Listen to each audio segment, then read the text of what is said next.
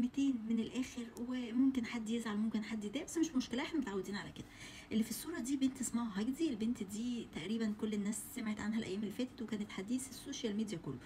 بنت متربيه كويس، عندها اخلاق، حنينه، ادت اخر فلوس معاها لراجل غلبان. حلو لغايه كده. مش هنقول بقى احنا كبرنا الموضوع ولا ان هي ما كانتش تستاهل، لا، لازم زي ما بنعرض الوحش نعرض الكويس. لكن الموضوع بقى زياده. ما هي الصوره فيها اتنين، هايدي اللي ساعدت والشخصيه التانيه اللي اتساعدت. كل الهدايا وكل التقدير وكل حاجه كانت رايحه لهايدي. طب الشخصيه التانيه دي حد سال عليه؟ حد قال له يا عم انت فين؟ انت محتاج ايه؟ طب انت كلت؟ انت شربت ايه؟ انت عاوز تجوز بنتك؟ انت عاوز تتعالج؟